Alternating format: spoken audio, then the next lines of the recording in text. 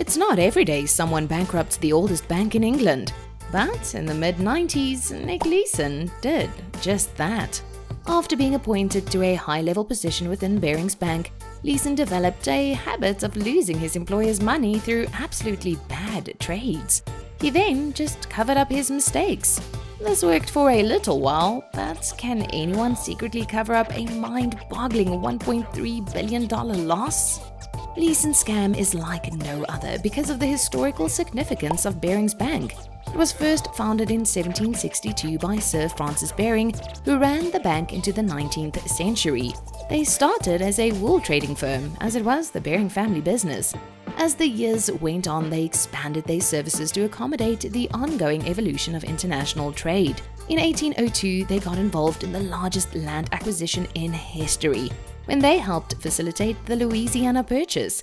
Even though the Barings were technically British aristocrats and the UK was currently at war with the French, the Barings worked directly alongside Napoleon himself in the legendary transaction. They sold the Louisiana Territory to the United States on behalf of the French leader, which in turn helped bankroll France's military efforts against the British. It was one of the most historically significant business transactions of all time. Nick Leeson came from humble beginnings. He was born to a working-class family in Hertfordshire, England. In 1985, he started working at the London branch of the well-respected Coutts Bank.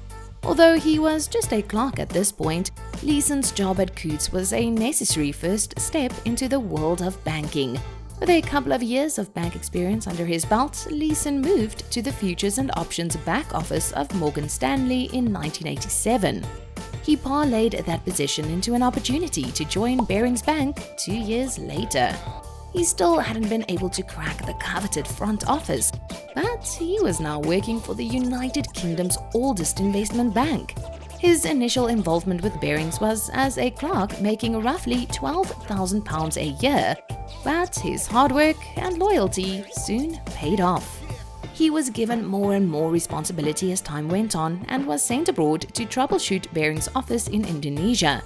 In 1991, after returning to London, he was tasked with investigating a Barings employee suspected of perpetrating financial fraud through a client's account. Leeson successfully uncovered the scheme, and a few months later, he was entrusted with the biggest assignment of his career thus far. Barings Bank opened a futures and options office in Singapore in April of 1992. Because they were so cripplingly short-staffed, they decided to name Leeson the general manager in charge of heading up their entire Singapore operation.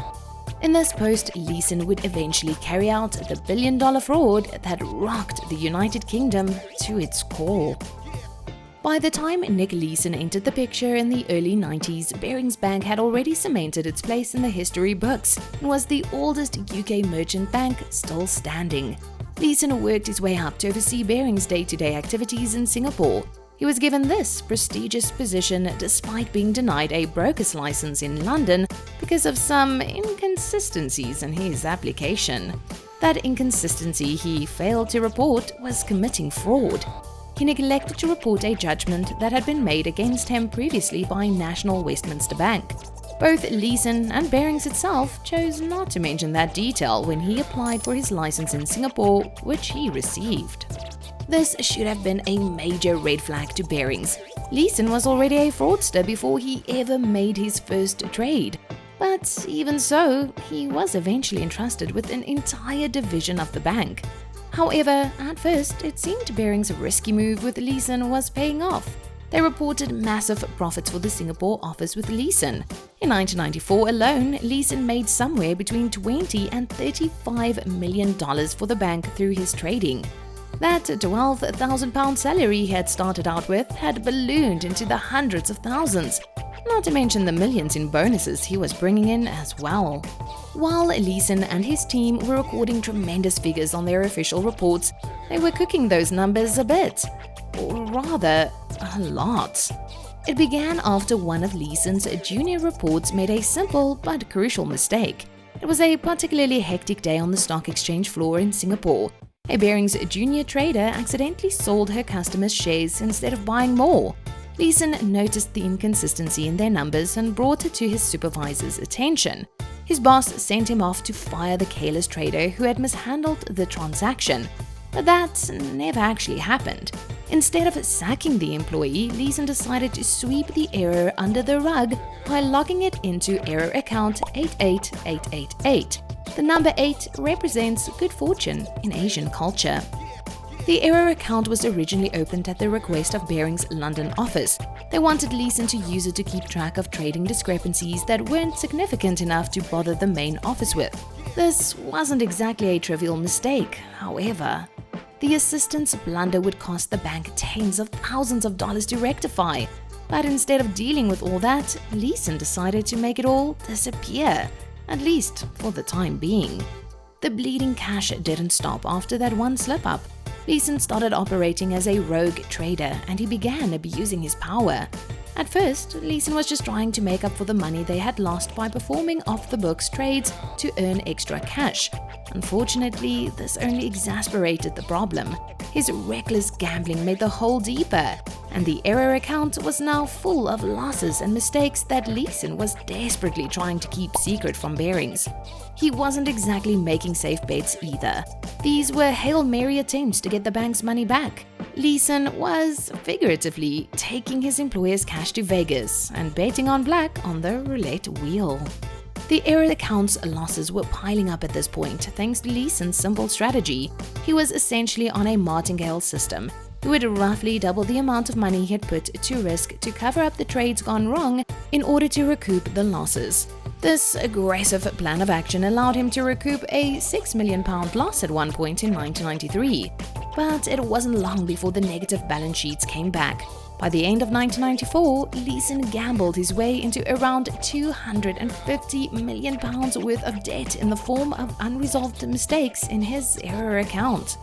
The 5/8 account had given Leeson the perfect opportunity to cover up his giant losses, but the massive numbers were becoming too big to ignore. To the outside world, he was a superstar trader making his company millions of dollars a year off the back of his genius trades. In reality, he was nothing more than a fraud who was digging himself deeper and deeper in the hole. The final nail in the coffin came in early 1995 when the Great Hanshin earthquake struck Kobe, Japan. How did a natural disaster in another country prove his ultimate demise? In late 1994, Leeson had formulated a plan to start making a dent in his error account's losses. He had placed a futures bet that the Japanese Nikkei index would remain above 19,000 in March of 1995. Under any normal circumstances, this was a fairly safe gamble. But after the earthquake, the market dropped 7%. Leeson lost, and he lost big. In one day, he squandered $75 million. And to make matters worse, he tried to get it all back by making a bet on the Nikkei index's comeback. When that never materialized, he lost hundreds of millions more, and his luck had pretty much run out completely. Leeson and his wife went on the run, fleeing Singapore for the sun shores of Borneo. He didn't leave without saying goodbye, of course. On his desk, he left a handwritten note that simply read, "I'm sorry." Not exactly the resounding apology the bank was looking for, as they were ultimately declared insolvent in late February. Leeson had already disappeared into the wind at that point, leaving behind a whopping $1.3 billion in unresolved losses. Leeson's time as the world's most wanted financial fugitive was brief, something that lasted less than a week. He bought a plane ticket using his real name, making it easy for authorities to track him down. That mistake was simply the latest in the series of slip-ups that had gotten Leeson into a whole lot of trouble. After getting arrested in Germany, Leeson pleaded guilty to 2 counts of financial fraud and sentenced to 6.5 years in Singaporean prison. He was released after just 4 years due to his good behavior and a colon cancer diagnosis. While still behind bars, he wrote a memoir titled Rogue Trader, which detailed the various criminal hijinks that led to Barings' collapse from Leeson's perspective. The $700,000 advance Leeson received from the book went towards paying his considerable legal expenses.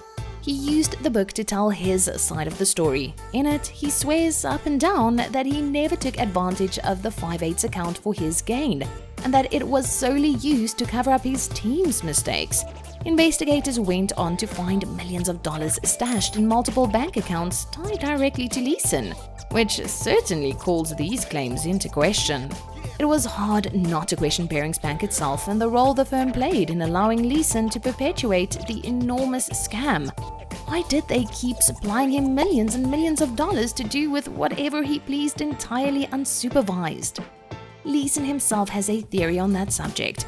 He believes the higher-ups at the bank simply didn't understand futures and options trading and therefore placed far too much power and authority in the hands of a man that they thought had a solid grasp of the industry.